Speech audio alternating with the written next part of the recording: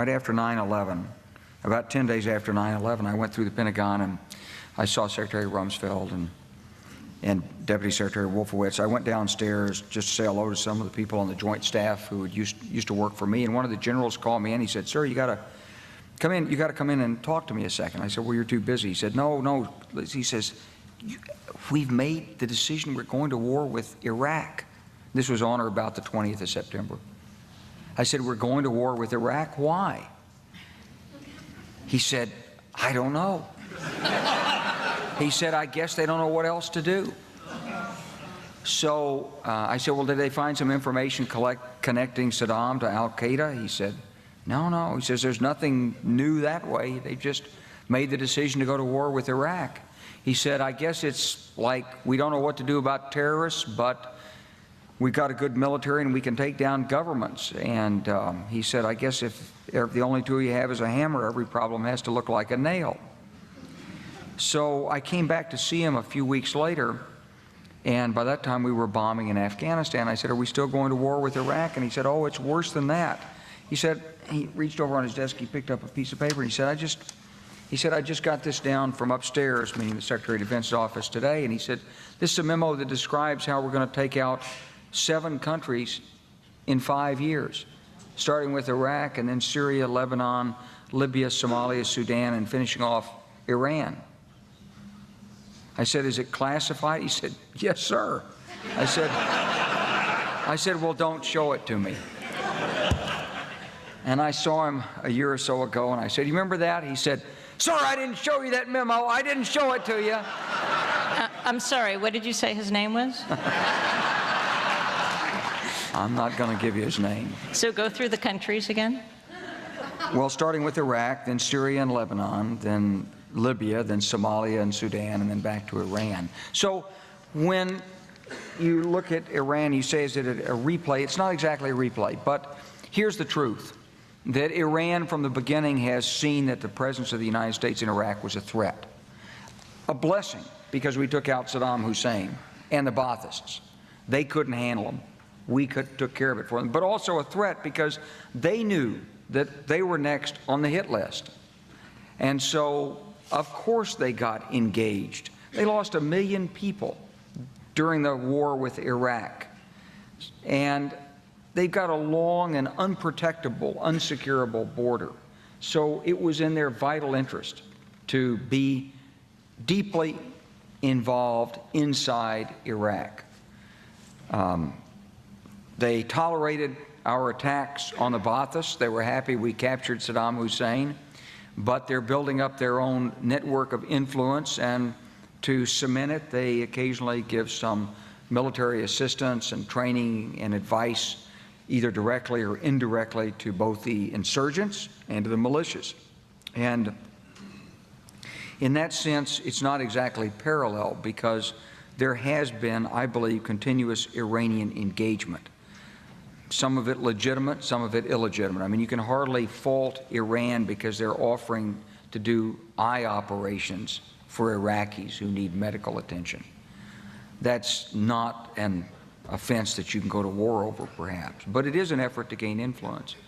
And the administration has stubbornly refused to talk with Iran about their perception, in part because they don't want to pay the price with their our U.S. domestic political base, the right-wing base, but also because they don't want to legitimate a government that they've been trying to overthrow.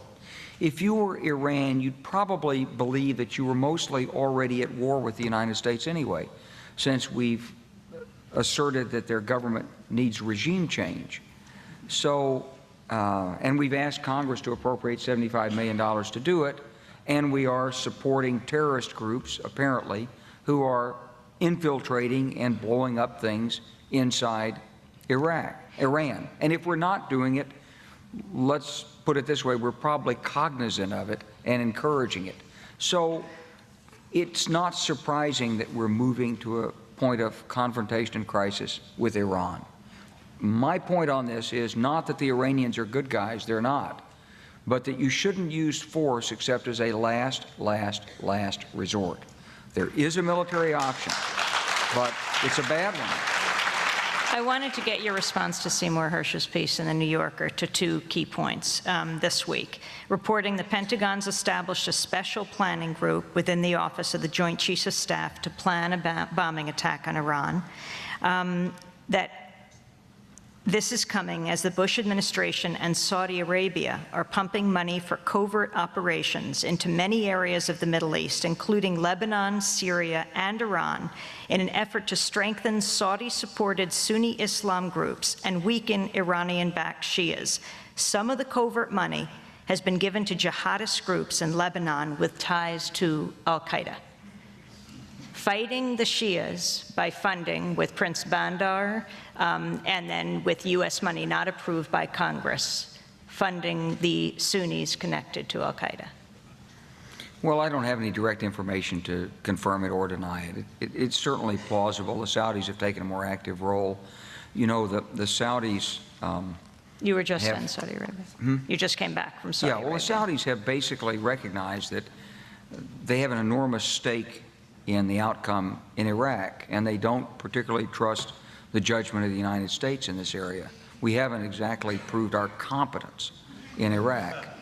So they're trying to take matters into their own hands. The real danger is, and one of the reasons this is so complicated, is because let's say we did follow the desires of some people who say, just pull out and pull out now.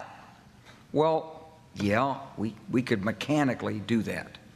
It would be ugly, and it might take 3 or 4 months, but you could line up the battalions on the road one by one, and you could put the gunners in the Humvees and load and cock their weapons and shoot their way out of Iraq. You'd have a few roadside bombs, but if you line everybody up, there won't be any roadside bombs, maybe some sniping. You can fly helicopters over, do your air cover, you probably get safely out of there. But when you leave, the Saudis have got to find someone to fight the Shias. Who are they going to find? Al-Qaeda. Because the groups of Sunnis who would be extremists and willing to fight would probably be the groups connected to Al-Qaeda. So one of the weird inconsistencies in this is that were we to get out early, we'd be intensifying the threat against us of a super powerful Sunni extremist group, which was now legitimated by overt Saudi funding in an effort to hang on to a toehold inside Iraq and block Iranian expansionism.